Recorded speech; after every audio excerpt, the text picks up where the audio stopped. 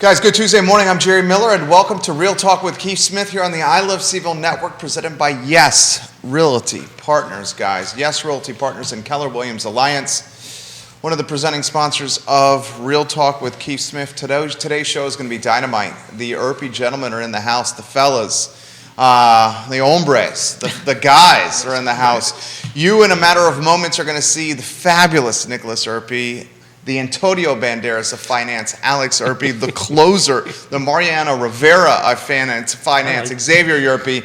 It's going to be a dynamite show. Sit back, grab your café con leche, Yes. and enjoy as they take a page out of Alex Urpí's book. Judah Witt Carriage, our director. Let's go to the 4-shot and let's welcome, actually it might be, is it a 5-shot or is it 2 on a 4-shot? We're sharing a shot. We're sharing a shot over here. We're sharing a shot. I'll be right back. Good morning, guys. How are you? Doing Fantastic. well, fantastic. Fantastic. It's Easter Tuesday and all is well. I love it. So the Tuesday after Easter? Oh yeah, no, the week is, This is Easter the week, that's Sunday, right. Easter Monday, Easter Tuesday, all through the first week of Easter. Oh, It's fantastic. funny, Yonna and I were talking about that. So on, Yonna's Austrian, and so it's a Catholic country. Yep. And so there's Easter Monday, and they're off. Everything is off. Yep. It is Exactly. it is a national holiday. It is, in many European countries. Well, they Yeah, say in Italy that it's on Sunday is with family you spend your Easter, and then on Monday you go and you have a picnic with your friends. That's usually That's how they do it. exactly- That's the tradition. I like that. Which It's- I always thought would be nice. Yeah, it's called Pascualeta, right? Yeah. And Pascua is Easter in Spanish, and Pascualeta is Monday, and Little it's Easter. Little Easter, Little and that's Easter, exactly yeah. what you do. You go to the country and for a picnic. It's So fantastic. let's do the obligatory introductions for the half a dozen Yep. people who do not know everybody at this end of it. So Xavier, we'll start with you. Introduce yourself and who you are and how you got the closer title. Wow. Okay, that's a tough one. I'll have to ask Jerry how he got that. But although I'll take it any day when he says Mariano Rivera. So I'm You Xavier. love Mariano Oh, Rivera. absolutely. He's Cubano? No, he's Panama. not. But he's Oh, he's close not enough. Cubano? No, He's from Panama. Panama. That's right. He's a New York Yankee, which is... He's You're a Yankee Oh, fan. I'm a big whoa. Yankee. And you Yeah. close deals. And I guess They that's bring what you it in. is. Oh, yeah, You they showed did up try. a little late today because you were closing the deal. Yep. Well, that was a little. I wasn't closing a deal. I was closing some trades, which were a little Well, tougher then- than usual. That's a whole different story. Isn't that But a deal, though? Yeah, it's true. Yeah, that's deal. right. Yeah. It was Just two- take it the was- it compliment. was Why two gotta deals. be so difficult? Well, there's different kind of deals. That's right. That's a deal. Thank It you. comes with age. That's what we're allowed to do. Anyway, I'm Xavier There you Urpí, go. Chief Investment Officer of Emergent Financial Services, and these are probably great times for Emergent because when things are tough is when we shine, and I don't mean in the sense that we shine per se, but it's when things are tough, people get nervous, and that's when we're able to go back to clients and say, listen, we did all this work, right? And we figured out exactly what you needed, and it's working, right? And it makes people feel calm, and that's the most important thing because with everything that's going on, it's so important to make people calm. And so it makes me feel good. So times like this, I read the news and I read all research, and it's like you feel like pulling out your hair, but then when you're able to speak to a client to say, things are working well for you as we suspected and as we had planned, it makes you feel good. So Isn't it I great feel when great. a plan comes together? Absolutely, yeah. Doesn't always happen, but I think it happens more often than not. I think Absolutely. Yeah, being absolutely. A little. I don't know what the word is. I'm just going to let it go. Humble. That's it. Humble's That's the word. Humble's the word. Yeah. I struggle with that word sometimes. Alex Urpí, my friend. I'm Alex Urpí. I'm the CEO of Emergent Financial Services. Doing well. I usually, same thing with the Xavier. Just last week, we were working with a lot of people to really get their retirement savings in on time. So it's just a matter of working with people when they come in and say, all right, I need to, my accountant says I got to put this into my Roth, I got to put this into my traditional IRA. It's working with them, all right, how do we do that? How do we get that in before the deadline? Just the little things like that so that people know that they can call me up, and if they need something done, we can get it done for them. So Amigo. Nickolas Urpí. I'm the CMO and financial planner at Emergent Financial Services. So, I was going to say that, we were a little busy earlier in the year as well, because that you get the financial plans in, and then all of a sudden it's like, okay, this is how much you can put away. Now you got to do it, and then I pass it off to Alex, and that's why he's been busy now. So, gentlemen, Where do we want to begin? Keith Smith? Yeah, so, I love these. This is our Batman and Robin Tuesday kind of thing, Yep. but I love it with you guys because we're kind of like family, and I just love it. So let's just start off with the family side of things. How was everybody's Easter? Did you have a good, Lovely. had a lot of Lovely. folks over? Absolutely. Beautiful Easter, yep. We had fiance and girlfriend over, just to quiet the relaxed. 7 of us. We I relaxed. was going to say good wine and good food, but of course Alex has to say fiance. That's important. If you Well, Nick's My fiance, my girlfriend. Oh, you're engaged? No. My Nick's fiance. fiance. My Nick's fiance. fiance. I wasn't sure if that was news. I don't know. No. I was like, No, really? Nick's fiance, my girlfriend, fiance. and then just the 7 of us. Which was Where nice I got to because do she some was mass. working last year on Easter, my fiance, and the year before was the pandemic. So this is actually the first Easter where we were able to spend the whole day together. So it was really nice. We were able to we sat, we relaxed, went for a walk, kind of just, went Church, to mass obviously, together. right? Yes, Yeah. always, Yeah. and so it was really nice. We were able to spend the time on Easter. 'Cause it's such an So important- what is a traditional Urpí family Easter dinner look like? So Easter meal. it's usually either lamb or rabbit. So this Sunday it was lamb. Ooh. So traditionally we'll either do lamb or rabbit. This year Where do you we get your went rabbit around here? where have you usually in the Wegmans? past years? Wegmans, exactly. Yeah. Wegmans has good rabbits, and Stock also has rabbits, Stock. jam stock. Yeah. So some years he'll grill the rabbit and One we'll put year some didn't- alioli on Yeah, I it. was gonna say, Yeah, sure. One year Which we is did that, yeah. delicious. This past Sunday we did. My mom did some lamb chop. Well, Dad actually on the Yeah. grill. Well, I cooked them. Yeah, Did and I didn't, cook I the didn't lamb make them. chops and my grilled mom them, made baby. some potato gnocchi. Gnocchi, yeah, with gnocchi pesto with pesto sauce. sauce. We went a completely different direction. We went lasagna this year, Oh, right? my. Which We is did that not last- yeah, we had kind that of last year, typical yeah. No. Easter dinner. No. Lamb would be very traditional, but we went. We were 30 people, so we went with Yeah. lasagna. That was kind of You can't go wrong with lasagna. No, absolutely. Lasagna. Sounds What did you good. guys have for dinner? Spiral ham. We had mashed potatoes, mac and cheese, some baked beans.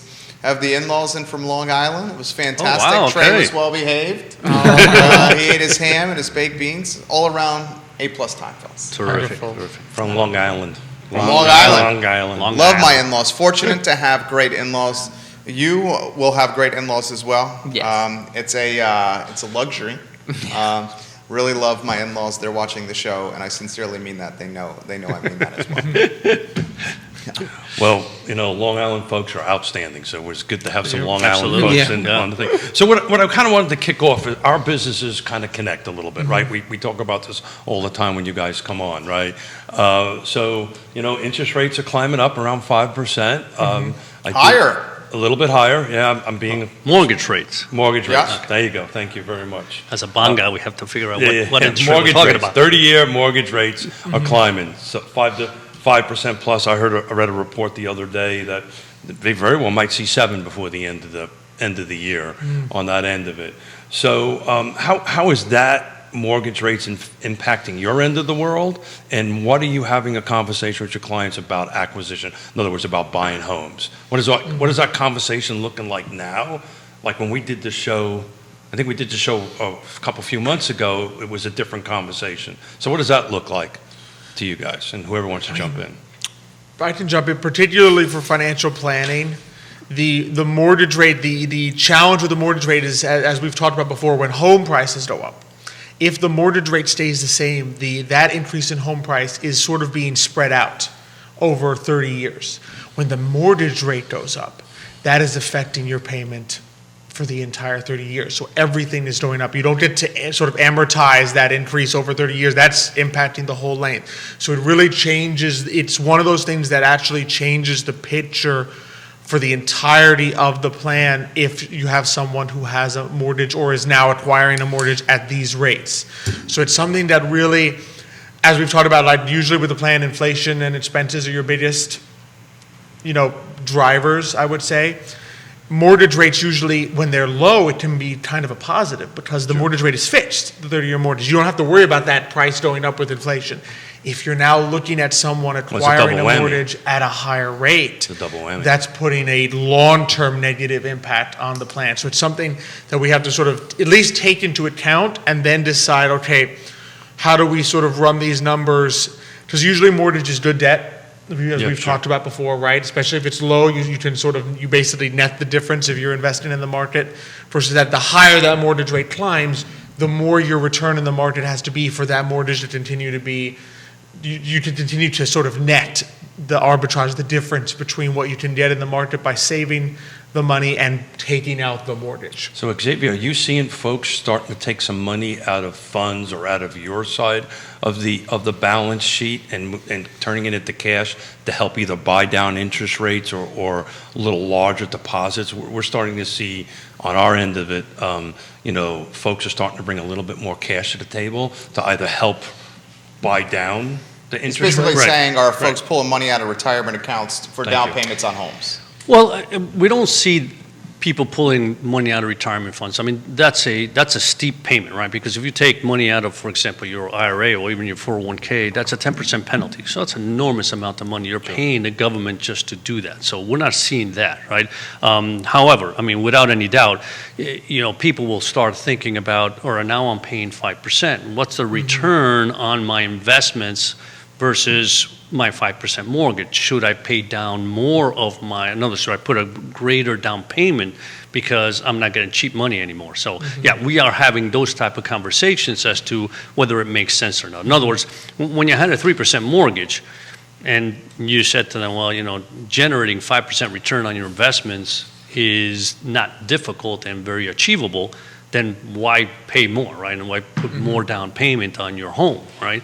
Now, if you're saying it's equal 5 and 5, the conversation changes. It's like maybe it's a good time to take some money out of the market, if I have money in the market, and put it into a down payment. Yeah, where the change happened, I think, is in the taxable account. So if you have someone that's sitting there with, let's say, $50,000 in savings, whereas 2 years ago it would have been a no-brainer, you're not going to use that $50,000 in savings to pay down any more of your mortgage. You don't have to put it in the market and take out $50,000 extra on the mortgage. Now it's more of a question mark. Like, do I actually take that $50,000 in my savings account and put it towards my mortgage rather than putting it into the market? I'm just here to make you look good. Oh, thank you. That's what I'm that. here. Thank you, Nick. No, the only thing I would say to that is that Because you're at that point when you might want to buy at some point, right? right. I wouldn't take out of my retirement to do that. And for that reason, when we're looking at clients who are thinking about buying Well, you also houses, have a luxury in that you got the townhome. yes. So Yeah. my fiance has a townhome, so Yeah. we don't have to worry about that for the time being.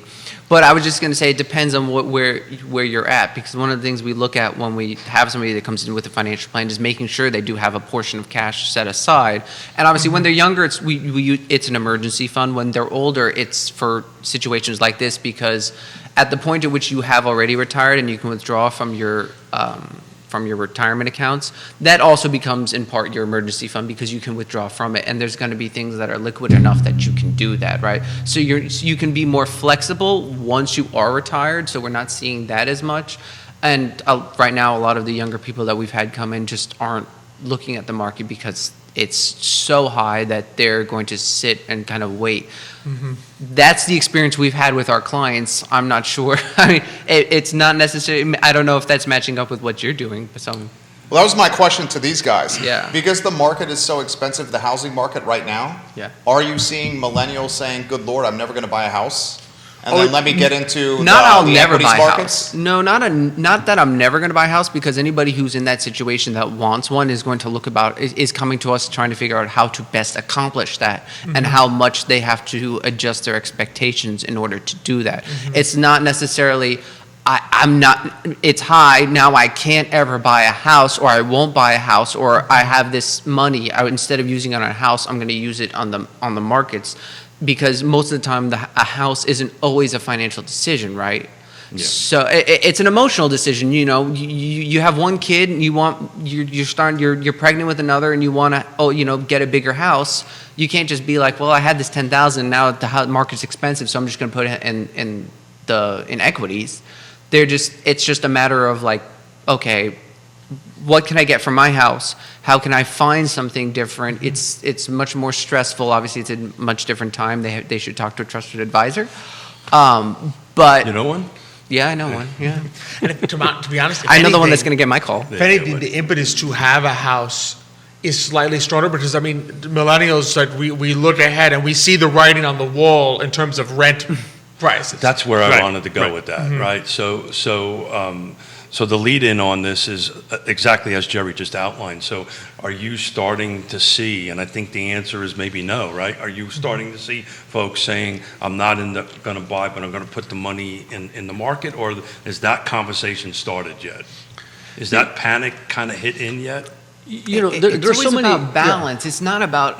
I mean, not to. Sorry, do you want to go? No, Or- go ahead. Go no, ahead. I was going to I'll say it's follow more up. about balance, right? Because the situation you outlined, I understand it makes sense, but at the same time, we're as financial advisors and people that come to us for a financial plan, they're not like it's all or nothing. They're going to just sort of like, where do you find the proper balance between those two? And the problem is, it's not as easy as it may have been before, but those who are renting are going to want to stop renting no matter what. So even if it means that they're not going to get the house that they want, it was interesting because I wanted to bring this up with you on one day. I had read an article in Fidelity where they were somebody was calling it the TV effect. That millennials, they want too much from their first home because they watch shows like DIY and all these other networks where, you move into the house and it's already got, all the amenities that you could possibly want, the 3-car garage and everything, and they're like, oh, I can't live without that. Well, the opposite is they think they can fix them themselves, right? Right.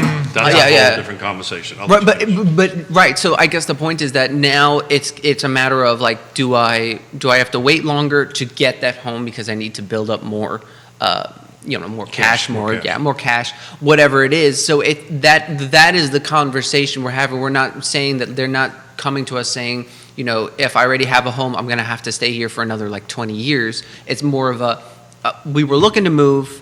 If we can't afford it right now, then we will have to save more in the future. And how do we best accomplish that while obviously making the money work for us? So it's a give and take. It's not an all or nothing. Yeah, so the balance is starting to creep in a little bit here. It's slowly. I just took a look at the last 24 hours in the car footprint, how many new active homes that came on. It's an interesting number. Last 24 hours, since the show yesterday to today, 28 homes came on the market. 20 of them are in the coming soon column, which we don't want to go down that whole rabbit hole. But there's 20 of them in coming soon, so that means these are They're homes. not for sale now. They're not for sale now. These are homes that will become active somewhere between now and the next 14 days. That's how the rule is set up, right? Interesting. So these are things real estate agents can see. So what's happening right now is I'm looking at this because I have a couple of Nicks that are trying to buy, millennials are trying to buy a first-time home. So I'm looking at this, right? So we know it's coming on. And in order to really compete these days, you're going to have to bring some cash to the table. Right.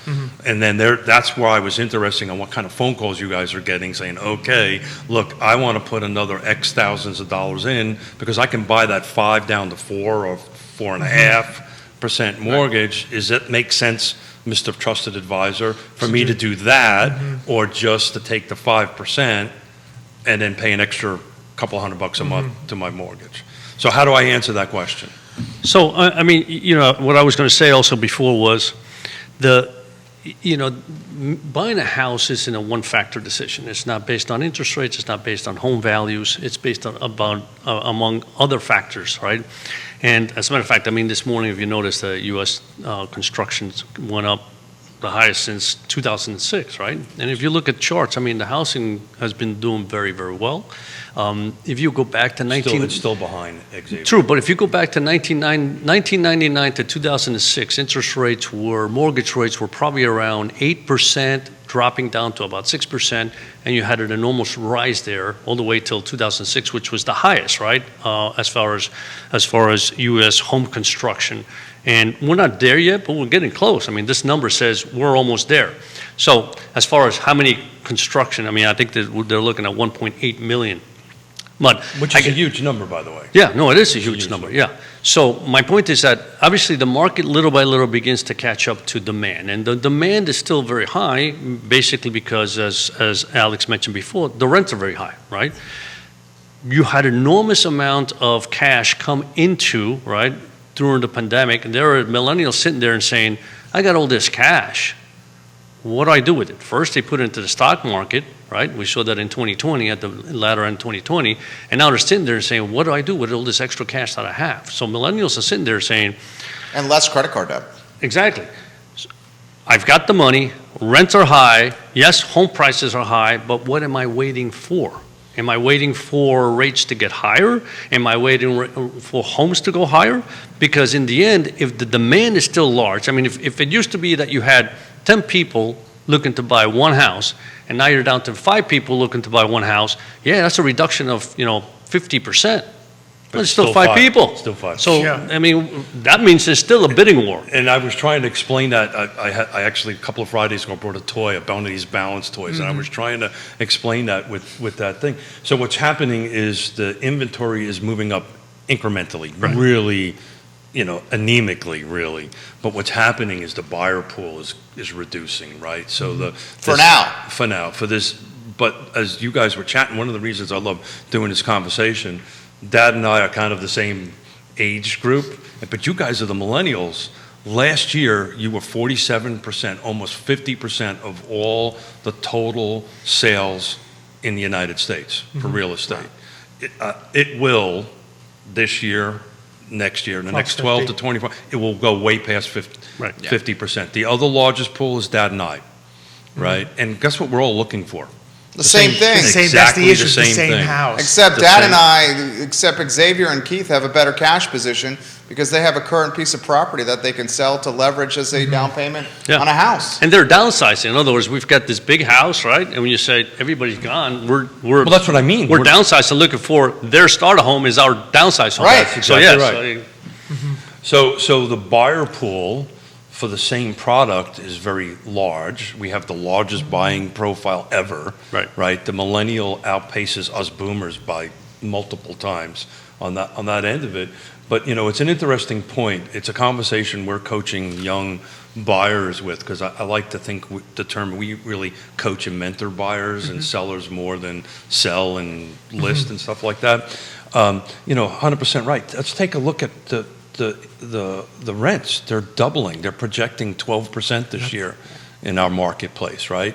So, even if you're at 5 or 6% mortgage, I still stand by that's a hedge against inflation. Well, Sure. we talked about this, Alex. You have indicated in the studio that you're thinking seriously about buying something. What does you sit there and this is just me, my financial mind spinning of saying, well, if rates are going to be higher and home prices are going to be higher 1 year, 2 years from now, do you think about it now rather than risk having to pay more later? Now is always better than later. It's always better than especially when you face, granted, I'm in a fortunate position that I'm not facing rent increases now, right?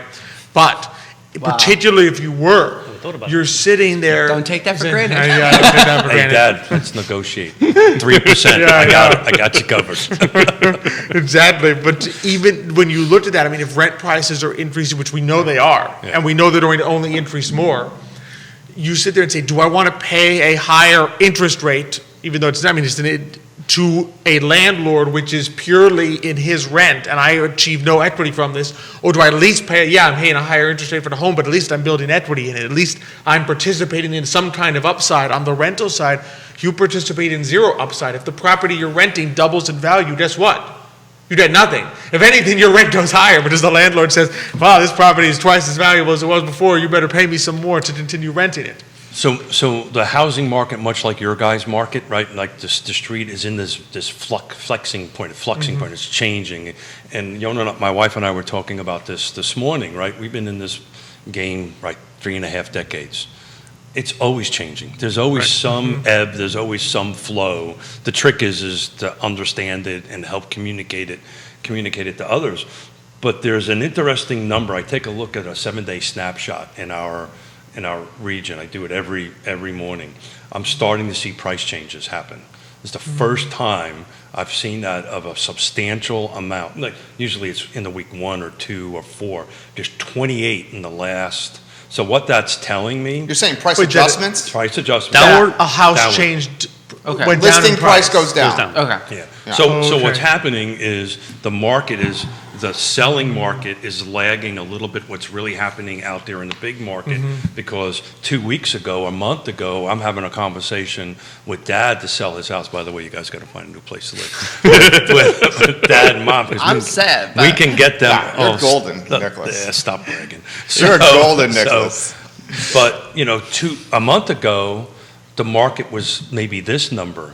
Now it's that number, and it's very important to price it right, and that's why you're seeing this. And when you take a dig into these 28 homes, you'll see they've been on the market for like 12 days. I can't believe I'm even saying this. 12 days, 14 days, and that means I'm overpriced Yep. Yeah. in this market. So I'm going to start tracking that. That's something that's new. And I Wow. think the market is starting to balance itself a Because little it's, bit. remember, that you have to remember that price is an attempt of the market to find the equilibrium between supply and demand. So what happens? We had very low supply, very high demand, price shoots up.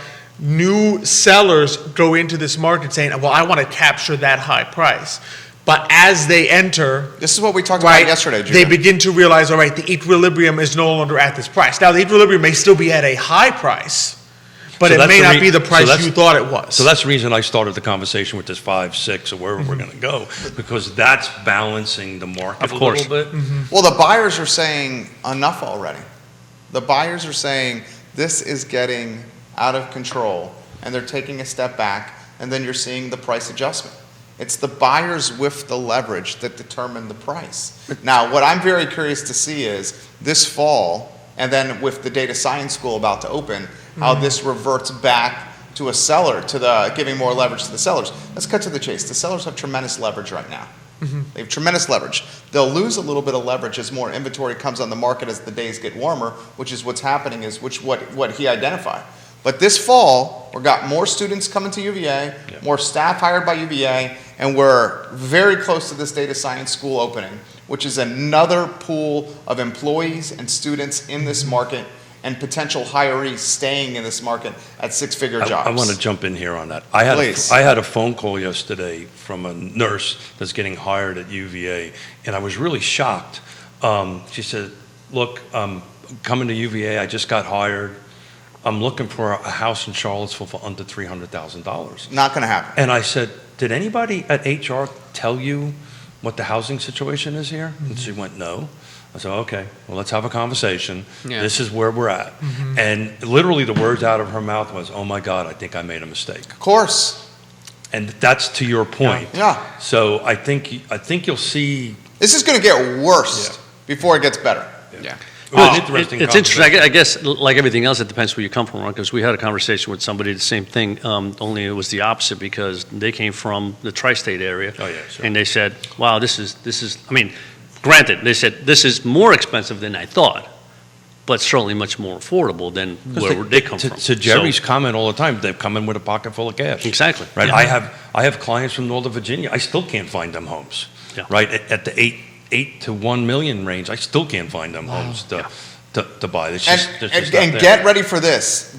When the data science school opens, it will be a school that is unmatched with level of pedigree and credibility.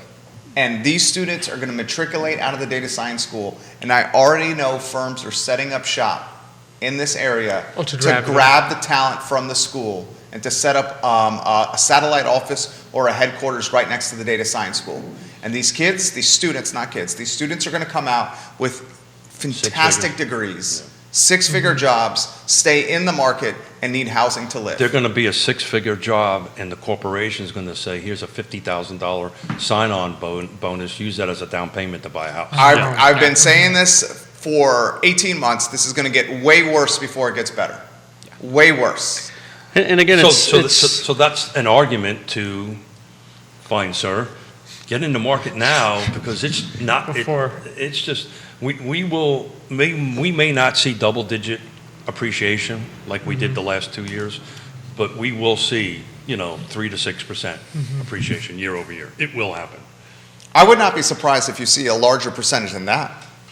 I'm trying to be a bit conservative here. Yeah, we'll see. And it's the double whammy of the appreciation and the interest rate, and the mortgage rate. Because And it's appreciation at a low mortgage rate, you can at least finance it. It may make it difficult for you to get in now, but you can at least then appreciate, okay, yes, my appreciation, the extra that I'm paying is being spread out over 30 years. At a higher mortgage rate, you can't say that anymore. I mean, that increase in the mortgage rate is applied to every payment over 30 but years. the principles are the same still, right? I mean, yes. it's, and look, what could happen is, Scott Morris is predicting this. I don't know if it's going to happen or not, but, maybe the end of 2023, there might be an adjustment, maybe mortgage rates might drop down by 2 points and you refi, right? But still get in the game. Yeah, there's always, I mean, that's the beauty. That's the beauty know a of couple of that, houses is that that you come on the can you can always negotiate your mortgage rate lower later Then on. the coming soon. Let me see, We can refi it later You on. can refi, exactly. To a better rate. Yeah, you Danny tell me- O'Day, hello. you tell me Welcome to when, the then program. Carter Hoyer has given us some props and saying it's a fantastic show. Bill McChenzie, welcome to the program. The guest for tomorrow, Christy Beck, watching the program. Christy Lynn Beck, hello. Thank you kindly for joining us. Ness Realty, Long and Foster, Real Estate 3, Christie's, all on the program right now. Some folks at CBRE watching the program as we speak. So gentlemen, let's talk about this. The advice that you give to clients about housing, either climbing the ladder, downsizing the ladder, investing into second properties or investment properties. Are these conversations coming up? If so, give us some insight into those combos. I mean, in terms of investment properties, usually we're not working with clients that are looking at that right now, only because the thing to always keep in mind with investment property, of course, is you're not talking a liquid investment, right? So if your financial plan involves drawing down some of the principal, you can't do that with an investment property, right? Usually you have to be at a level of wealth where you can put into an investment property, say, I have no intention of needing this principal, this $1 million that I'm putting into this property, and I'll happily take the rent that I will get from it, but I do not need to draw down this principal. Unless you're at that phase, you're probably still looking at, from an investment standpoint, the market. I mean, maybe you'll have some real estate in terms of the more liquid real estate that you can get via the market, REITs and stuff like that. Maybe you'd be looking at that a little bit, but you're not, unless you hit a certain threshold of wealth, you're not going to be looking at investment property to fund your retirement, because you may need, especially with inflation where it is, you may need to draw down some principal at some point. You really think so? I mean, the key is always whether you need to draw principal. In other words, if you can sit there and say, my wealth is He's talking about how liquid this exactly. investment If you is. sit there and say, my wealth is 2-3 million, right, and if I generate 5% on this, cash income-wise, I'm set for the rest of my life. You could put it all in real estate, right, because you only need to live on the cash. If you're sitting there, I have $1 million, and my financial plan says I'm going to need to draw down the principal as well as cash flow, much more difficult, because you can't sell a piece of a $1 million property. Sure. So that it's where that threshold is of net wealth. If your net wealth crosses a region where you say at X% rent or X% income, I never need to touch principal, then you're good. So I follow and I track that. We have one investment property and we're trying to get some more, to be frank with you. Because I think rents will increase faster than appreciation on sale. I really do. Don't know if that's a good thing or a bad thing, but just looking at it from a business Depends on model. who you are. It depends on what you're. I mean, Yeah. if all you want is cash flow, then you'll take the rent over the appreciation. Correct. But my thinking on that is if I believe I'm at 3 to 6%, and the reason why I know this is kind of where we're tracking. A lot of folks in my industry, that's what they're doing, right? So when the pros are starting to buy property, that's when you should be buying property on that end of it. I got 20 coming soon here, buddy. I mean, you see it all the time, right? The very wealthy. How many times you read about a hedge fund guy who made his his millions in hedge fund, and then he closes down the hedge fund years later. What does he do? What do they all do? They go buy rental, they go buy property and rent it, because they're sitting there saying, all I want for the rest of my life is cash flow, because I have the wealth to generate enough cash flow to live on. The question is where the line becomes. No, I was just going to say that to Say hi to beautiful fiance. Who's watching. oh, hi, beautiful fiance. Did she say something about me? Because she threatened to. She gave you some props. Yeah, okay, yeah, but I knew you wouldn't read it. She gave you some props. I knew what she It said, was the too. heart. It was the heart. Like That's just the heart? Okay, Yeah, okay. yeah. Elizabeth, we love you here. Next month, 1 month from now. Less. Really? I thought it was less than 30 days. Yes, less than It's 30 less days. than 30 days now. I got the 14, the timer in my head. Yeah, I know you Last had week it. was 30 days. Yes, last week was 30 Yeah. days, so now we're on crunch time. You look great I too. didn't see an invite in my mail. You must not have gotten it. I'm sorry. You're supposed to come in an airplane or a helicopter. We're supposed to drop it with all these flowers and balloons and everything. Don't invite yourself to the man's wedding, Keith. Just Well, yeah. You can show up if you want. Thank you. There won't be anything to eat, but what is that's. that? Make a movie about that, then wedding. Dude, he crash, will wedding crash crashes. your wedding. Yeah, so I be know. careful. I know. Well, yeah. Well, listen. If he can find it without me saying anything, then he can come. But- Where's your cell phone? I'm going to put. yeah. Right. Yeah. You'd be surprised what I can do. So. No. I sorry. believe She me. said less than 1 month, honey. Yep, less than 1 month. I know. Believe me, we're counting. We're just sort of like, oh man, counting the days. She's got these little wood blocks that we used to. Congratulations, by the Thank you. She just moves them for the day count. It's kind of isn't fun. that Yeah. All right, finish your thought there. What were you Please. talking about? What was that? Not interrupting me. Yeah, I know. I was like, ADD's I kicking got in over switched there. back into Investment marriage and back. properties, what we were talking Oh no, about. I was just jumping back on Alex, his point, because I remember when we were studying financial plans, one of the things they look at is your net worth is, so like not all clients are the same in the sense that depending on your net worth too, you're going to have a different arrangement of what you invest in. And it turns out that at the 10 million plus mark of net worth, you do see a portion of people who are invested in investment properties. Below that, again, to Alex's point, it gets more difficult because listen, it also depends on the person, because we've had clients that come in and they don't spend anything whatsoever. They have the leanest lifestyle because that's what makes them happy, and they can live off Social Security, which seems impossible. But people Right, no, some but there people are do it. some people that can literally just live off their, and they're well-to-do, but they can live off their Social Security because they want the lean lifestyle because that's what makes them happy. Well, let me give you present this. Okay. We're in an inflationary time. We got CPI, last week at 8.5?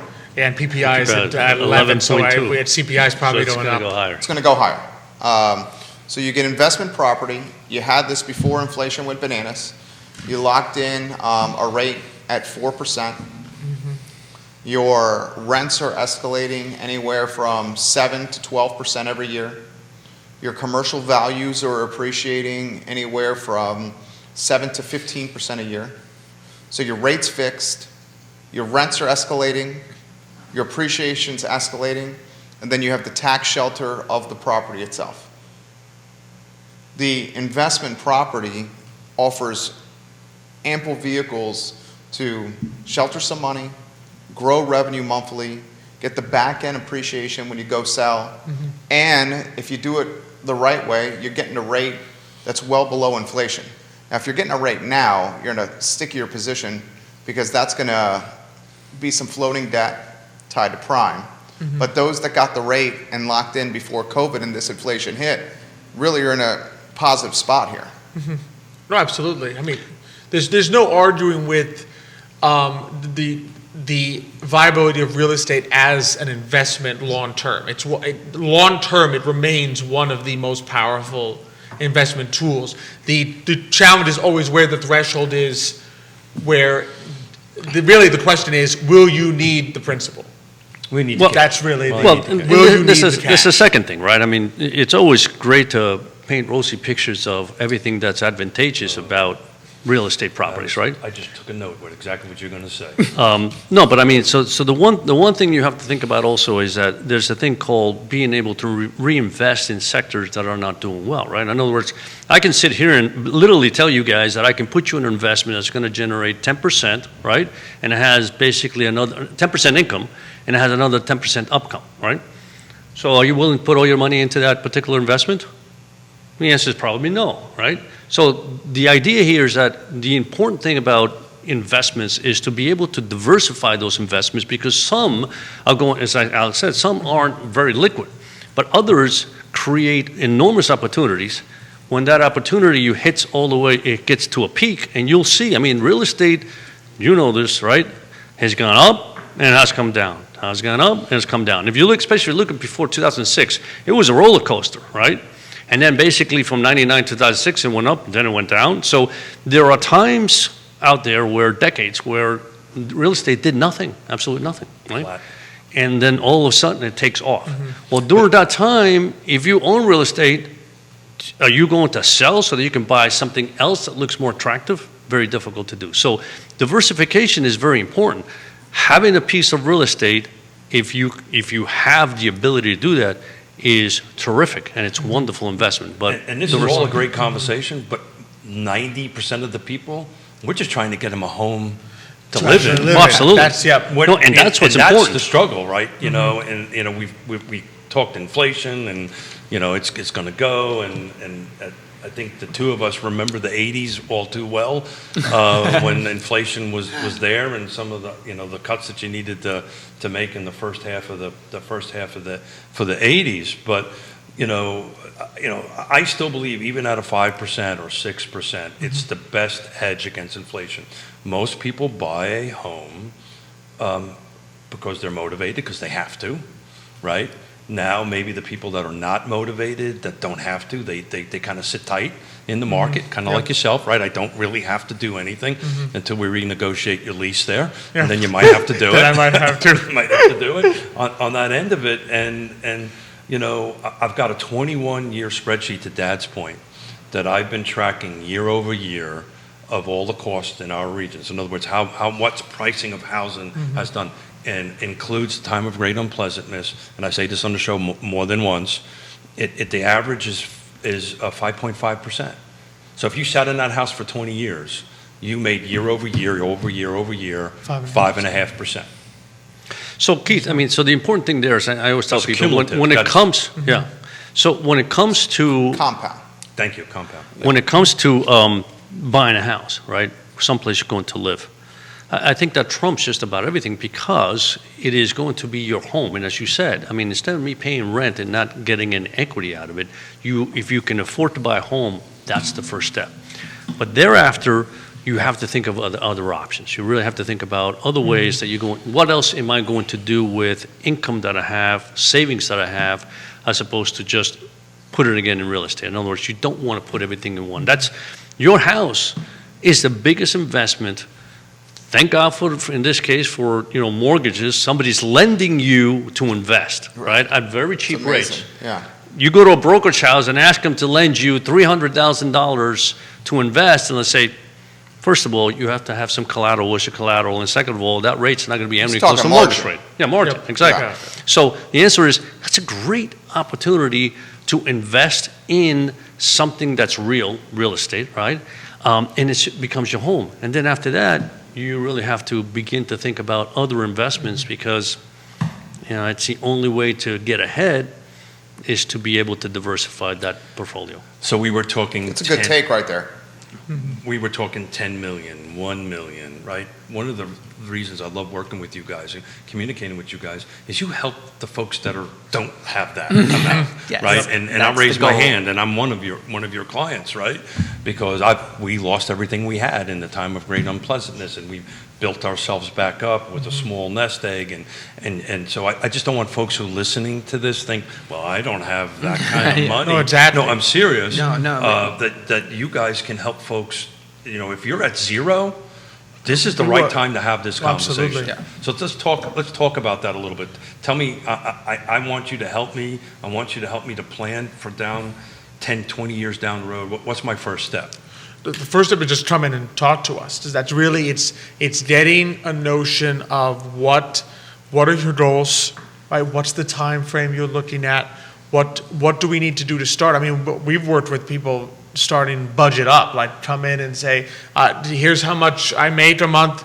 here's what my expenses are, how much can I save? And literally going line items. Some people will come in and be like, I don't even know, here's my credit card bill, I don't even know how to divide this up. What's grocery, what counts as groceries, what's non-discretionary, what's discretionary expenses, what's the difference between that, how much can I even save? And so we'll sit down, sometimes work with them line item, we figure it out, we figure out a way to get we have people that do periodic plans to their retirement where $35 a month, because that's all they can afford. It's like, I can only do $35 a month, and we at least put that into a Roth. And we've got clients that literally every month, $35 a month to the Roth IRA, $100 a month to the Roth IRA, just starting small, and you will be stunned how quickly it grows. And before you know it, 3 years have passed, and you're sitting there with a nest egg, and it's like $4,000 or $5,000. I was just going to say it's kind of funny because you talk about that, right, about the people that come in with zero. And one of the things I always thought bizarre about some of the other businesses in our areas is that when you have an asset minimum requirement, you're basically saying unless you have healthy financial habits to begin with, we're not going to take you, despite the fact that that's in some ways our job is to help you develop healthy financial habits so that you can get to the point where you have enough that you could have had. So I guess the whole point is that you have to start. I mean, everyone starts at zero at some point, right? When you're born, you come in with nothing. Maybe your parents have some stuff and they're willing to give it to you, whatever. But like, you're born into this world with nothing. You have to build it up no matter what from scratch. You come in to a financial advisor. The idea is to help you get to the point where, hey, you be able to have a retirement, you be able to save effectively, you be able to budget, and you know what? People will feel more comfortable, safer, more confident in their future, and it's going to lead to a better life overall. That's why we're in this business. To your point, like, I know we talk about the 10 million, but you were right. The people that come in with zero and they say, hey, sometimes they're in great shape and they just need somebody to tell them, you're in great shape, you're doing fine. So it's the same advice I'm giving. Buy a house. Yeah. Get into it. Mm-hmm. You have $35 a month, get into Save it. Yeah. Save it, get into it. It's interesting, this inflation thing has been on our radar for quite some time, right? Mm-hmm. Everybody at this table knew that this was coming, right? And I think it's going to continue to get a little worse. Mm-hmm. I'm hoping it's peaked.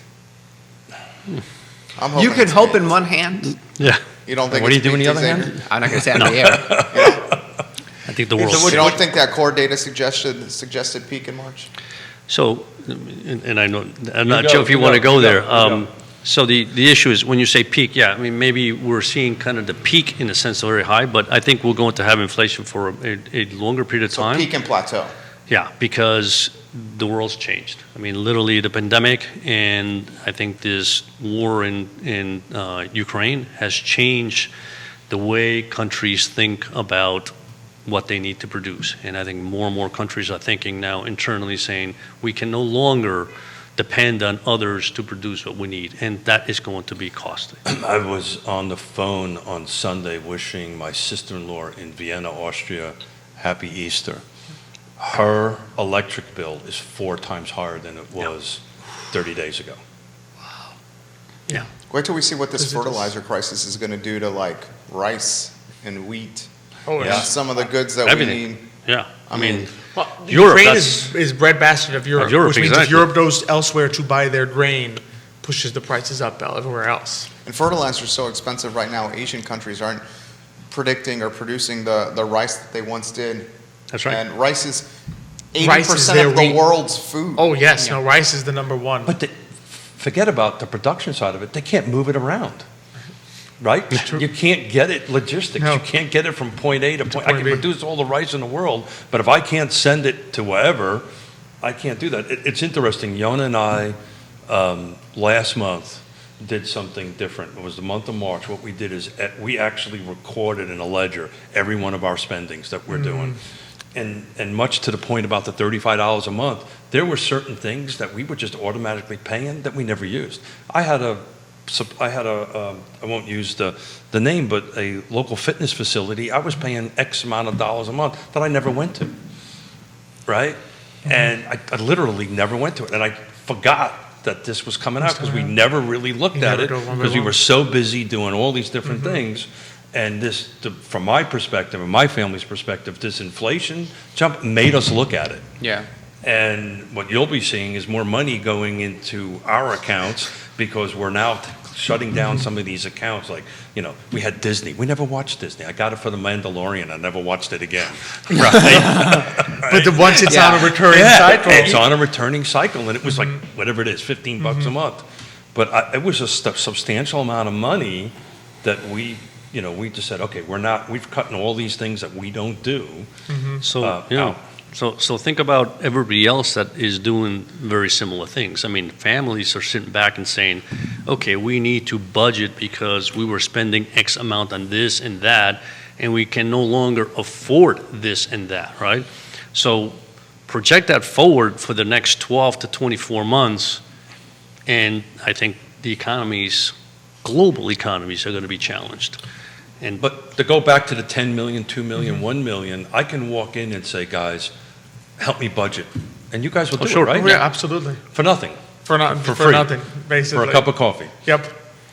Not even a cup of coffee. no, We yeah. give the We coffee. give the coffee. Provide the cup of coffee. People come into the office. So say if you want you some are coffee. worried about this, sit down with these guys and help them build a budget. It's the best. That's what it's about. It's the best free advice you'll ever get. It is. Comments coming in, guys. So Kevin Yancey, King of Waynesboro, welcome to the show. He says, late to the party, good morning, love the show.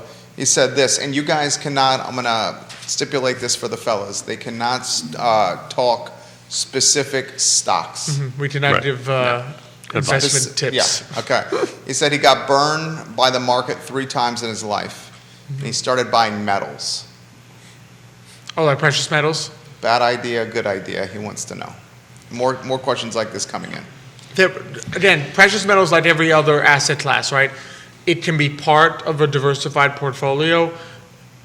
We would not recommend that you put all your eggs in the precious metal basket because those will vacillate. Sometimes they will perform as expected, sometimes not so much. Yeah, I mean, precious metals do well during inflationary periods, right? But again, it's as Alex said, when you create a portfolio, a diversified portfolio, you want to hedge certain things, and you may want to buy investments that will hedge inflation. In other words, that, during previous to the last 2 years, inflation was so low.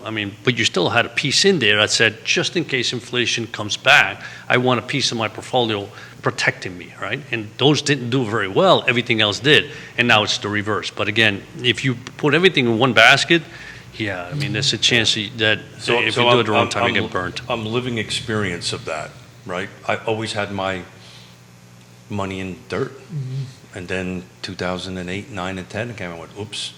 So I will never make that mistake again. I will always diversify and all that kind of great stuff. So diversity is king. Kelsey Long, crypto, Bitcoin in particular, was seen as a hedge against inflation, but it seems to be quite the opposite right now and has aligned itself, it seems, with the NASDAQ. What's up with crypto? Crypto is just, it's such get that a a lot, new don't you? volatile. Yeah, we did that. We got a lot of crypto in 2011 when it went up a lot, and then from 2012 to 2018 when Bitcoin went down, we didn't get too Below many 40 questions. now. We didn't get too many questions then. Crypto is just extremely volatile, and there's still a lot of speculation in crypto. And what I mean by that is a lot of people still buy crypto not because of its underlying value, but people buy crypto because they think crypto will go up, which means you have the risk there that people sell crypto not because suddenly the technology doesn't work or suddenly they sell crypto because they think other people are selling crypto. So anything where there's a speculative element, it doesn't mean you can't invest in it at all, but it's still very early to sit there and say that you should be putting a large percent in crypto because there's just very much still a volatile speculation element to it. It's like orange juice, Yeah. right? It's a commodity, right? It is. Yeah. How about gold, Alex? Take on gold. You've touched on it briefly. Gold. So gold is a little less Stable. speculative than crypto because there's an actual physical asset there. There's just an actual physical supply and demand. Similar scenario, however, in the sense of gold can be volatile.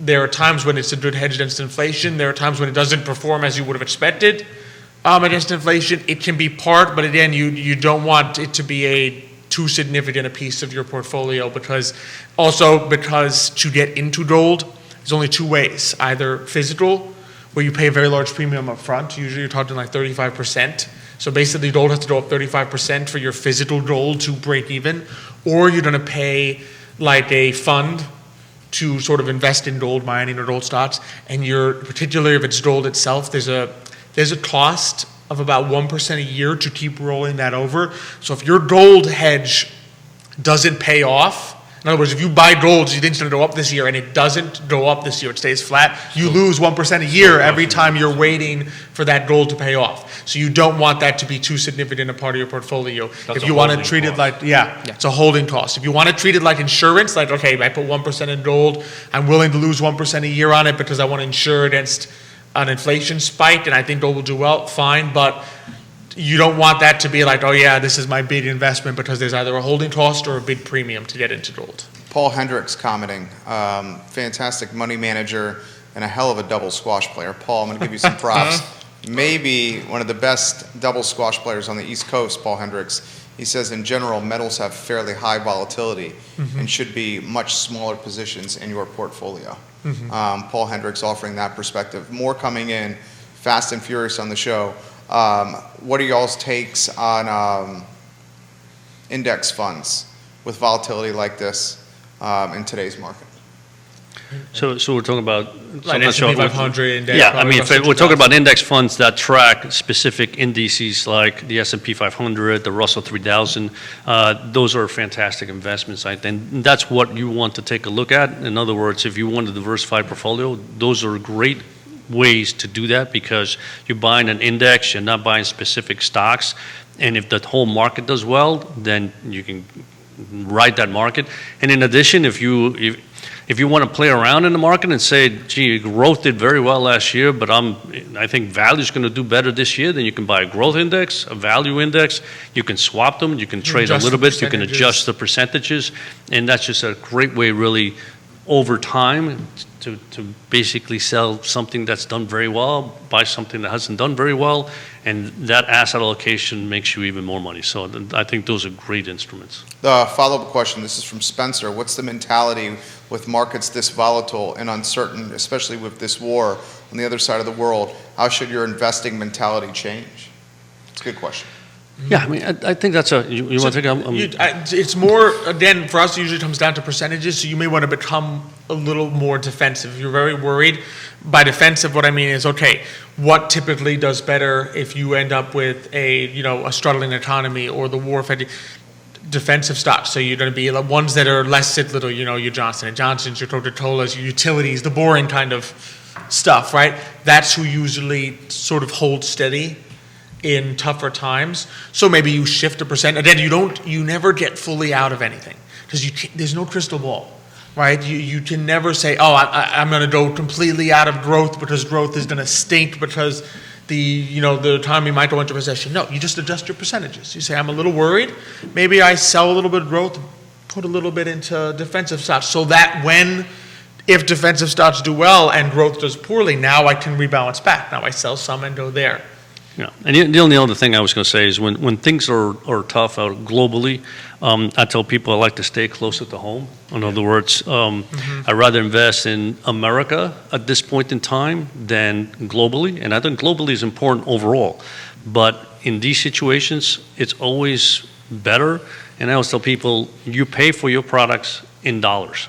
So I want to bet on local, I want to bet on US, and I want to bet on the dollar, because that's what you're paying. If you're investing globally and that stock market does well, but the dollar does very well, you've lost money, right? So that's the only thing, is when things look tough globally, just stay home. Well said. Tech has been hammered of late. Do you guys see a rebound in the near future? Are you still, with rising rates, concerned about tech? So short-term or long-term? Because again, long-term tech always has potential, because that's what's going to that's usually what spurs economic growth. Let's call it the next year. Next year might still struggle, I think, tech with what is going on, particularly in times of uncertainty. Like Alex said, I mean, if you already had a diversified portfolio and you saw that one of your investments is down 20% and the other one, because it's in value, was up 3%, there's no reason why you can't say right now, let me get back to where I was a year ago, and you sell a little bit of value, buy a little tech. It still may go down more, but you just bought something At a lower at a lower price, And just sit- and you sold something. Yeah. And that's Just it. sit tight. Just, Yeah. exactly, Sit tight. exactly. Well, especially when we're going in with the financial plan, we're building someone's portfolio, we're advising people that you're looking generally 10 to 20 year horizons. Now, someone on the upper age of the spectrum. Well, even Or someone Keith, in the- you You should mean like be, Keith? yeah, I was going to say, he should still have a good number of years left you're before he'll upper have to age start of drawing. I was spectrum, about to say, like, I was If talking you're about upper age of him. the spectrum, you're going to have less TED anyway Yeah. in your portfolio. Yeah. Your That's portfolio right. should be more conservative over time. That's what I was gonna. And look, for me, it's very simple. Here's the money, guys. Goodbye. See you later. Right? Do what you What's your favorite got. kind of client? That's true. Well, I have to admit though, we've actually, I remember one of the It's my first favorite kind. clients that Alex and I had discussed, and he said, if we just let you guys take care of it, will you just do that for us? And we said, of course, we'll take care of it for you, but we're going to make sure that we're going to do our best to make sure you come in and talk to us, because you need to know what you're invested in. We don't, we're not the type of advisors that are just going to be like, see you later, Charlie, thanks for the money. It's a conversation, and I think it's important for people to be educated and informed on the things that they're investing in, because there's a reason for it. I learned this decades ago. You hire somebody who's really good at what they do and kind of stay the heck out of their way. Yeah. That doesn't mean you don't insert yourself every once in a while. Maybe sometimes I do it too much, but You learn. Or be educated. But the reality of it is, find a trusted, it's a terminology, trusted advisor. It's there for a reason. Yep. You find that trusted advisor that you're comfortable with, and you let that person do what they do best. How many of the clients you guys had or have? But before we go, I know Xavier has Yeah. a deal. No. Speaking Yeah, of deals, so- to yeah, Xavier Somebody actually has has to go his, to this. It's really has bad his because This has I've been been, circling this term stagflation for the last 10 minutes. But next time you come on, I want to talk to you. All about right, that. Which we- beautiful. Well, we can chat. It's been Yeah, it's been a pleasure. Thank you, and The stag has have to a go, wonderful but we time can the rest talk of to the the show other stags without about me. inflation. The other stag. Oh, What do you say? What do you say? something about a stag. one stag has to go, but we can talk to the other stag about Yeah, Good to see you, good to stagflation. see you. And what we can do, I don't know if this makes it easier, is we could have Nick and Xavier seat, Judah, and you keep the 4-shot. Would that be easier, or should I stay? Yeah. Xavier, good luck, man. Yeah. Xavier, thank you. Xavier Urpí, CIO, Emergent Financial I'm Services. gonna miss you, buddy. I'm moving. He's closing. He's doing his closer job today. Now close. I'm in Kevin's got a clarification for you. Clarification, precious metals, meaning I can physically hold it in my hand and not the speculation market. It was, and that's yeah. exactly the issue. So the precious metals you hold in your hand you often have the premium to get in. So if you're paying 30% up front to buy gold, in other words, over the 30% over the current market price of gold, then you got to be prepared to hold on to that for a very long time, because gold's going to have to go up 30% for you to break even. So that's the only challenge with, I know those commercials for the precious metals look really great because they show you the chart of gold price. That chart does not take into account the 30% you will pay to buy, the buyer's premium, and the fact that when you go to sell, is the pawn shop guy really going to give you Yeah. the Does market people price? do people really do that? Dude, Do I have- people I have- people people I have a really buy client- gold off of TV? I haven't, people really do buy Really? physical gold. Yeah. Go Yes. to the JG Gold right here on Market Street. I have a client that literally a couple times a month will go in and buy gold coins and puts it in a safety deposit box Yep, no, it's people. at his bank. People will do it. And my issue with the physical one is, A, it really only probably pans out in the end that everything falls apart. And B, as Judah once wisely pointed out on this very show, what are you going to do? Scrape off the pieces of like a little bit of your gold bar to pay for your chicken today? Because you're not going to give someone a whole gold, you're not going to give someone $2,000 worth of gold coin, of one gold coin to buy a chicken. So what are you going to do? Like, how are you going to cut it up and pay for the chicken? You know I can go. Jefferson Coin is who I was talking Yeah, about. I was gonna say, I couldn't go a whole show without mentioning the Romans, but it's interesting Oh, because was during the wondering when this was hype, gonna happen. Oh man, During- we're almost there. We were almost there. We should have just 6 minutes left. Damn. 6 minutes left. Oh, hyper. then he's going to do the Greek. It's going to be No, horrible. we'll just stick with the Romans Okay, for now good. because there was Tell a us point about of the Romans. hyperinflation. Nick, why don't you tell us about the Romans? There you go. Hyperinflation, and I believe it was either Diocletian or Commodus, one of the others, decided to, instead of using the normal silver coins, issue gold coins, and it did not work. even though it was a much, much higher usage. I just thought it was interesting because there was a point at which they said, well, gold is more valuable. We'll just issue a higher value coinage. And it still doesn't work because it's too high. It's going back to Judah's point, like, what are you going to do, chip it off to sell? But in reality, like, if you have something worth, like I always said, like, for the barter, if you've got something worth 200 carats and you only need 2 carats, you can't go to the farmer and say, like, can you give me 200 carats? Or, like, how do you split that? So it's an interesting concept, but it is a challenge. And the world has obviously changed so substantially since then. But I had a conversation with a client last night that they're going to close using Bitcoin. They're going to use Bitcoin to, however this works. It's above my understanding. Yeah, they're using, transfer from one to another. I guess it's going to turn to cash or something like that. No, it may even No, it go. stays- Usually what will happen is it'll go Bitcoin to Bitcoin Yeah. from one person to town to another, and then the seller, the person who receives No, the I don't think Bitcoin that's the way he's doing it. I think he's interesting. converting it to to cash. Oh, and then he's going to show up with cash. I think he's showing up with cash. Oh, okay, yeah. You just sell your Bitcoin, get cash, and So it's not a Bitcoin to Bitcoin transaction. It's a It's- Bitcoin into cash. I may be way out of my oh, tape. so but they Now, probably, am I probably wrong? just have money in Bitcoin, and they're going to sell the Bitcoin and use Okay. that cash to pay for the. Yeah. So That makes sense. Yeah. So now I know. It's like really don't know what I'm talking well, about. no, it's like liquidating an investment, right? Because Okay, got it. Crypto is whether or not whatever your reason for doing it, it's still an investment, right? If somebody says, I think it's going to go up I'll over have to time. bring more back to this because Right, so- that conversation wasn't like that. It was. Interesting. I It mean, may have been I would be Bitcoin to curious. Bitcoin. what you're having I more and think It more. may is have been. what- It may have been Bitcoin to Yeah, Bitcoin. what's happening more is you'll have things that go Bitcoin to Bitcoin. In other words, I the gotta- whole I'm gonna- transaction never leaves the sort of the Ethernet Metaverse or the- whatever. yeah, Well, they're calling them now with the- digital wallets. The I digital believe, wallet. right? So, it's one well, guy's Bitcoin goes to another guy's. I mean, each Bitcoin is what, 30-some thousand? 30 It's what is it at? it opened a little below 40. It's like 41K now. So for 41,000. So basically, I believe you transfer one Bitcoin from me to you, and there's can my transfer? That's a hell of a lot of money. And One I'm- Bitcoin. Yeah. And I'm well, learning. but it's not so. even one, right? I don't think it has to be one. I think right now that do you're slivers. able to, you can do slivers to the upteenth Yeah. degree, because you can buy that much, right? So like Yeah, you it's can buy currency. 0.0037892 Ethereum. The so- Bitcoin transactions for real estate are generally buyers and sellers or buyers that are very wealthy. Yeah. This is not something that we're going to Yes. see on I Main Street doubt it. here. And to be honest, even by myself, Well, I'm yeah. not completely versed on how that it benefits you Yeah, to do that transaction in Bitcoin, other than it must feel nice to. Yeah. This was Like, over- oh, It's cool. stud. I bought This my was a Bitcoin. stud. Yeah. Well, you could. This well, was let's over face it, cocktail and a dinner, so I may have At the misunderstood same it. time, you're taking something extremely volatile like Bitcoin and converting it into something that is more stable, Real like estate. real estate. No, So what I'm saying there's is- So let's go back to this Yeah. inflation conversation gotcha. because Dad was pretty solid that he thinks it's going to either plateau or go up. What do you two guys as millennials think? And how is that going to impact the rest of your world, moving forward? The way you guys live? It's going to make it volatile. It's going to make it volatile. I mean, Yeah. Gotta make it well, for me, the fact that PPI, which is a producer price index, which Sure. is the prices that the wholesalers, the people in between, before it gets to your retail shop are paying, is at 11.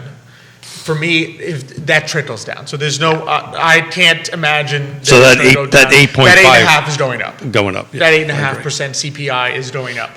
Whether and how much more it goes up from here is anybody's guess. I mean, I don't see anything out there that would suggest that there is going to be downward pressure on prices. Yeah. Given where gas Labor, is, given supply where labor, chain. supply chain, given Ukraine. Yeah. Well, So- gas too, right? We were talking about this last time. Everything If is. fuel is high, then and the cost of transporting goods and transporting people is going up. No matter what, that's going to translate into higher prices. That's why I read some. I was going to ask you at 12:30 about this. I read something this morning about the Fed raising rates. Like, what's the true impact the Fed raising rates is going to have on the economy when the economy is impacted by supply chain issues, labor issues, and this Ukrainian-Russian war? Like, raising the rates, how much influence is it going to have on those three factors? I think it's limited. It's Right? Yeah. They're just their rate already there. increases are being. It's already been priced into the market, to an extent. Because raising the rates ain't going to stop the war. No. It's not going to get more people to work. It's not going to fix a chip shortage. No. Or a fertilizer shortage. or a wheat shortage or a rice shortage. So what'll affect is people's ability to borrow money, right? Short term. That's Yeah, why these bank folks are going to lending. send us into a recession. Well, I brought an article from Wall Street Journal about, inflation survivors of the 80s, and when next time we'll get Dad here, because we can talk about it from firsthand experience. But if you read through that, that's exactly what caused it, Oh, it's- right? Flat out, it was the Fed raising the rates and So- amongst other. Well, so 80s, you have to remember, so the Came after stagflation period, the stagflation period of the 70s That's exactly was high inflation, high unemployment. The 80s is when Volcker spiked the rates to Yeah. 15 to fix kill that. inflation. To kill inflation. Right? So really, and But that's it really what... it worked, but it took a long time. It worked, but it caused. They admit they will, like Yeah. Volcker and the people from when did Reagan win? 78? No, he won 80. 80. Yeah. The people from the Reagan administration in the 80s will readily admit that they caused the 81 recession by spiking rates. Their theory was you have to do it anyway. It wasn't the first time. It happened in 1920 as well. Most people don't talk about the 1921 depression because we focused was mostly short. on 1920 because it was so short. It was short, But the yeah. reason it was short is because they spiked interest rates to 14 to kill rampant inflation. But to Jerry's point, let's assume they do that, right? Do you think it's going to kill inflation? No, because That's my point. That's the issue is because if indeed inflation is right now being caused by supply chain issues, Labor and a war. labor, and not by too much money in the system, then raising rates and Death taking by money 1,000 out of the cuts. system does not stop that. Right. It will not stop that. And let's face it, you can kind of see that the Fed does not believe that this is the result of too much money in the system. Because if they really believed it, they would not be looking at just 8 rate hikes of 25 I basis think points too much each. money in the system may have caused it, but we're beyond that now. Oh, it's well, well beyond, beyond that. that. Yeah, but I remember you guys sitting here calling this a year ago. Because you looked at it and you said, Yeah, you there's looked no at way. the economic growth last year and you said this economic growth is not out of control. Yeah. Like demand is not massive. We're not seeing GDP growth higher than it was in January of 2020. So you cannot blame it on demand. It's a supply chain issue, which means, and I think the Fed knows that too, because let's face it, 8 rate hikes of 25 basis points is 2%. To Jerry's point, that's not going to fix any of It's those. not going to fix it, and they know it. It's gonna make it worse. It's just to look like they care about it, because if they really believed So they're that- going to do it just because they feel they should do something Well, for optics? Is that what you're I It saying? think could for also be optics to put and arrows to back put in the arrows quiver. back in the quiver. Right? Got If a it. recession Got does it. happen, So now you can drop rates. they can take it back. They can Exactly. take it away. Yeah. This worked last time. Let's build Let's that try it, interest rate yeah. up a little bit. Let's get everybody, living on the edge a little bit. Then start pulling then- the stuff up. exactly. Yeah, that makes sense. It's the only possible explanation. Well, because it's sure as heck not going to end the war, and it's sure as I heck. mean, but interestingly, if the war does end, and we obviously want it to end for humanitarian purposes first, okay? Inflation's But still if this going up. war does end, some of these supply chain issues Yeah. will solve. some, but not for a Some, while. but not all. And I mean, think about it. Gas was going up prior. Plus, So the how is- fields destroyed by war that Yeah. once grew crops Yeah. do not you cannot suddenly get yield off them again. Sure, but you would think that supply chain shortages associated with shipping and transportation would start to At the alleviate. end of The funny because thing of, is, some of those predate the war, though. no, I I mean, disagree. a lot of I 21. agree with you. Disagree. You very- also think, Yeah. let me finish. You also Sorry. think that that some of the issues associated with the media creating volatility in the market, which we have right now, if it bleeds, it leads, would alleviate. That's really the only, to be honest, I would argue, and I Scare think tactic. Keith seems to be here, is that's the only possible alleviation. In other words, the supply chain issues well predate the war in Ukraine, As right? do the gas prices. As do gas price increases. I think literally the only alleviation caused by the end of the war is that the expectation of inflation declines slightly, thereby pulling down. That's literally the only It'll be emotional. emotion. Yeah. It'll be emotional, but you're 100% right. All these inflation, and everything. So we were talking about it before the war. Before we were talking right? about it last year. And I just But don't. that wasn't gas before the war. We weren't Oh, talking it- gas was oh, the issue. Gas was But up it just big wasn't- time in yes. 2021 before the war. We were Yeah. talking, before the war, we were talking labor and supply chain. But Before gas the is war. part of As that well as because- gas. If you look at the gas price chart, gas prices were climbing well before Yeah. December They of climbed 2020. during the pandemic because no one was driving, and we had ample gas. And then as people started driving back again, then that drove gas prices going up. That still pushes them up. Yeah, The- they were still going up. The main concern was supply chain and labor before the war. Anyway, we'll Well, I was saying, like, yeah, the supply, move on but from at that. the same time, there was less gas during 2021, for whatever reason. So it's not but- going to be $5, it'll be 3.5. Yeah, it'll It'll still- be 4, but it won't be 2. That's what we would No, hope. but it Yeah, won't, I don't think exactly, it's and that's the still back to point, is two. that still drives up cost. When did it get, how low did it get during the pandemic? Like It was, $1.80? no, it was less than that. It went negative at one point. No, during he the means pandemic. gas Gallon at of the pump. gas. At the pump. Yeah. I think Oh, that's so- like 180, 170, 180. It was below $2 for sure. Below two, Yeah. Yeah, I just don't, That's not coming I back. just don't see that happening. I think, I You'd mean, have to like insanely drive up and incentivize drilling Production, yeah. and production. If you did, or listen, it comes to the end of the Take day. If production you domestically. well, I'm saying that's my point with every supply, problem, right? It's just basic economics. If you have a supply problem, you stimulate supply. If you did that for each, whether it's subsidies or tax cuts, that's usually the ways you do it economically, right? Those are the general solutions to stimulating supply. You push up supply. And if you stimulate supply, that will come in and solve the problem. but we're not talking about the wage side, No. and we're not talking about the lack of skilled labor, the lack of Mm-hmm. folks to do work, and that's just never, that's not going away. And That's- any stretch of, I think we're 3.8 or 3.5% unemployment Yeah. in the state There of are Virginia. still more job openings than there are people By unemployed. millions, Yeah. by By millions, several million. by millions on that end By of it. several million. Which is the key, right? Because if you hit a recession, the question is, are the people going to go back to work before the Well, businesses not go to out be of a- business? Yeah, not to be a downer, but what What happens solves that then?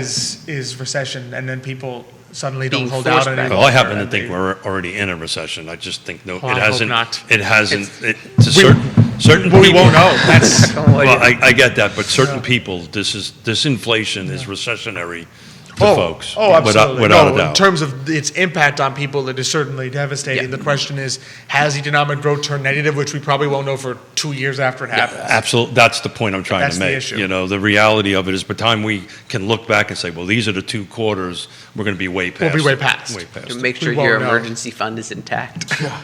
Make sure That's the, that.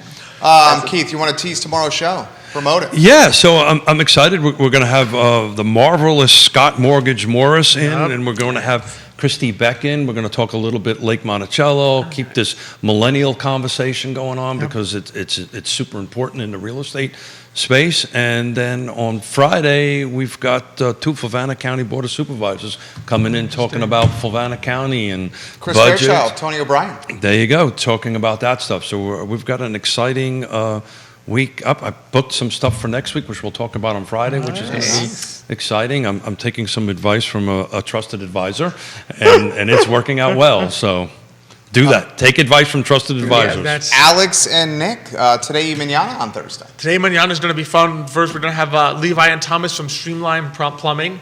Good friend of ours. They came and they helped us out. They're really clever guys. Young entrepreneurs. Yeah, I think both are under 25. I think No, that both was are him, under actually. 25. He did a booking for I nailed that booking. at once. And, Levi and Thomas, David as well Deaton as from David Deaton Deaton. Consulting. Business consulting, yeah. Very nice. So I've some seen him on entrepreneurs. LinkedIn. Yeah. That's a good guy. Yep. David Deaton. We're excited to have him on, so. Today Yonna airs Thursdays at 10:15 a.m., guys. A fantastic program. Real Talk with Keith Smith tomorrow at 10:15, and Real Talk with Keith Smith Friday at 10:15. He looks like he's trying to close a deal here. So this is my Class A contractor's license. I'm actually a licensed plumber. Wow. I didn't know that. I'm a licensed gas fitter, plumber. Oh God, I got all these different classifications. Fantastic So husband, great father, Oh yeah. Awesome. great father-in-law, And Awesome hopefully friend. a good co-host. great co-host. Thank you. Great. What do you call? What do your grandchildren call you? Poppy? I'm Pop. Gramps? I'm Pops? Pop. Fantastic Pop. All around distinguished gentleman. Keith Jonas Smith. GG. So Batman. Batman. Yeah, he's Yeah, I'll say it before, I'll say it again. He's in my phone as Keith the Batman Smith. And he's got a new website. yeah, so the website is Let awesome. him know what it is. It's called realtalkwithkeithsmith.com. take a Oh, look at super it. It's easy. right up there. It's great.